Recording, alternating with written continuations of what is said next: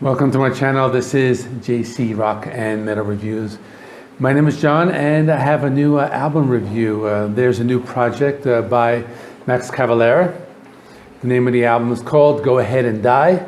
But before I begin, if you haven't subscribed, please subscribe. I do rock and metal reviews and rankings and a lot more. So we all know Max Cavalera. He was one of the founding members of Sepultura. You know, he left the band after the release of their Roots album in 1995.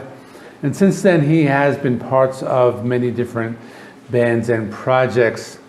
His first project was actually in 1994 with Nailbomb. That was like an industrial metal album. They only released like one album.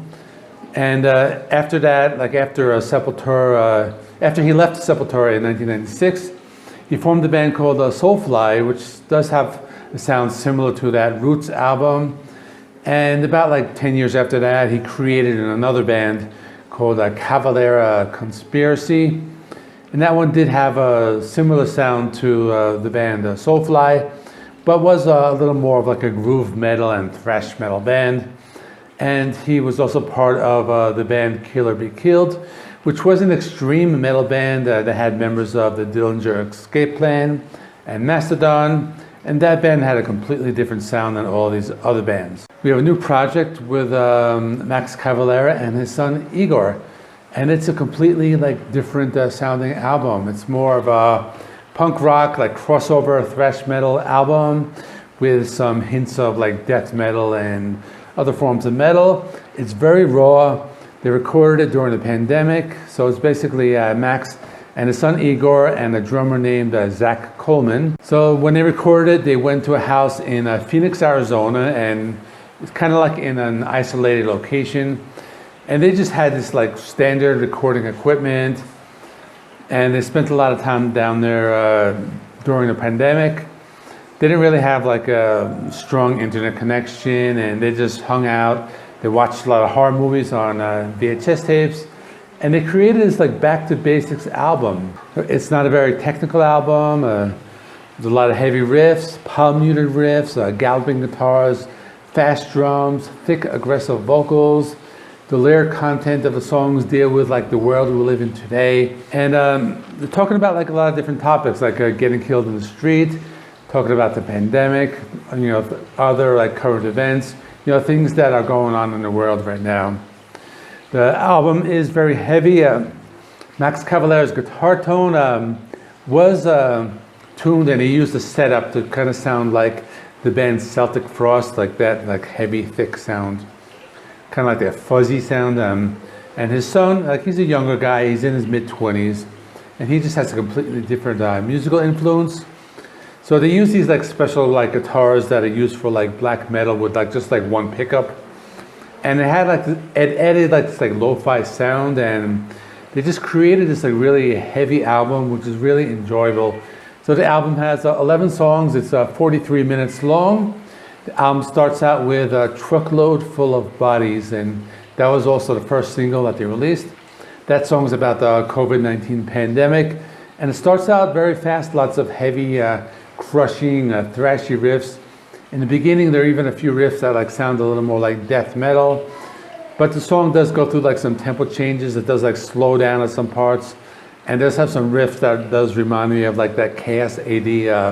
Sepultura sound. The song speeds up again. You know, we're going to be hearing a lot of that on the album, with a lot of like extreme heavy riffs and kind of like these like slower, like thick, crunchy riffs.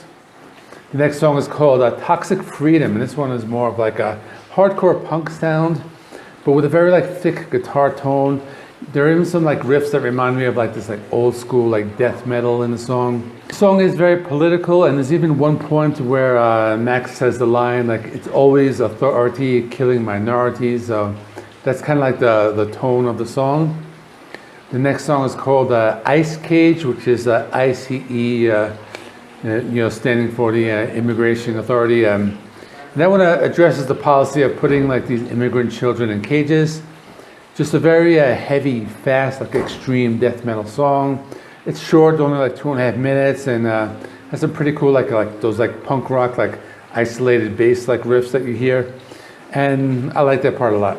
The next one's called Isolated, Desolated, and this one's a little more thrashy. Has that like old school like crossover thrash sound. Really nice, really chunky. Has some pretty cool riffs throughout the song. And there are times it does remind me of like an old school like Sepultura song. The next song is called PROPHEU'S, and this one has a heavy riff. Sounds like the early 80s like thrash metal with that like galloping riff in the intro. The vocals are a lot lower than the other ones. It does have that pretty cool like death metal riffs as well. It does have a pretty cool breakdown. It does slow down about halfway throughout the song. Really perfect for like that mosh pit.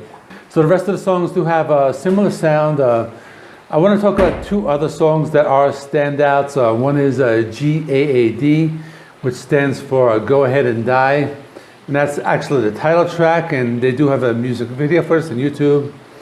And this one is like a little doomier, like in the beginnings. It's kind of starts out slow, but it does have that like old school like death metal sound. But like those bands that like played slower, like the band I mentioned called Celtic Frost, or maybe a band like Obituary. You know, that's not to say it's a completely slow song. It does like pick up speed towards the end, and does have these like really crazy heavy riffs. And the other song I want to talk about is track number 10 called In the Slaughterline, and that one starts out slow again, but it's got these heavy riffs. It gets a little faster later on, but it is a very extreme song with heavy riffs. Has some blast beats, very fast paced. Some really nice heavy riffs in the middle, and actually this one actually does remind me of that like mid 80s like Hell Awaits, Slayer, that type of sound, those types of riffs. So in conclusion, I liked it a lot. It's basically like thrash metal, death metal, and recorded like as if it were like a punk rock album. You know, it's not like technical thrash, it's not technical death. You know, there really aren't any like guitar solos. There are some like atmospheric leads, but it's just basically heavy riffs, headbanging music, just like music for a mosh pit. So if you like old school thrash metal, you like hardcore punk, you'll definitely like this album. So if you're a fan of Max Cavalera, you'll like this album. You know, this is really, I really like everything he does. But if you like that, you'll like that like throwback, like early 80s sound. I will give this album a score of 9 out of 10. It's just very heavy. Gave it a few listens, and I liked it a lot. Okay, thanks for watching. Comment below, let me know what you thought. Next week, I'm going to be doing some more like song rankings. I'll do some like tier lists. I want to be going back to like some classic rock, maybe. I'm going to do some Beatles, maybe some Doors, and some other stuff. So stick around for that. So please like, comment, subscribe. Check out my in-video links. I'll see you in the next one.